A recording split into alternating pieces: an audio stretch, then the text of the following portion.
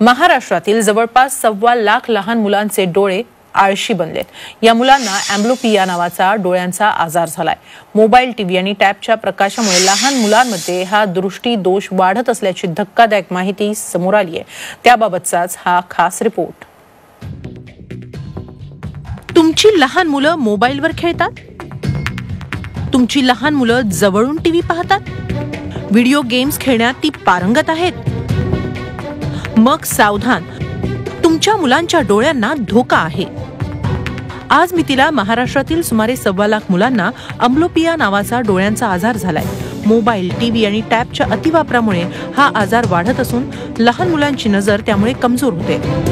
रडणाऱ्या बाळाला mobile phone, tab, TV किंवा video game दाखवल्यानंतर रडणं थांबतं म्हणून अनेकदा पालक बाळाच्या डोळ्यासमोर मोबाईल वगैरे धरतात।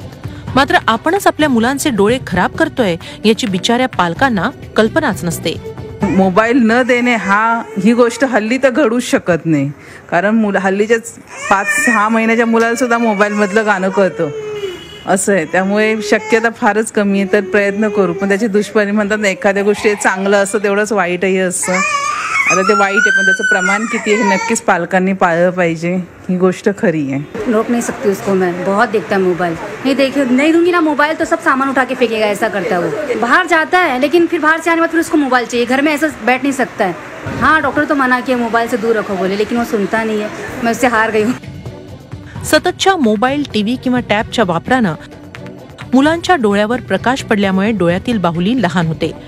डोळ्यांमधून नैसर्गिकपणे येणारं पाणी बंद होऊन कृत्रिमरित्या पाणी येऊ लागतं। डोळ्याच्या कडा लाल होऊन नजर कमी होऊ लागते। परिणामी डोळ्यांचं कायमस्वरूपी नुकसान होतं। त्याला डोळा आळशी बनणं असंही म्हणतात।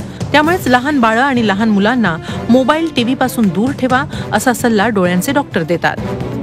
तेव्हा पालकांनो, आपल्या लाडक्या मुलांचे बालहट्ट जरूर पुरवा, पण हट्ट पुरवताना आपण मुलांचे डोळे तर खराब करत नाही ना, याचीही काळजी घ्या। प्रशांत अंकुशराव सह bureau report, Zee media, Mumbai.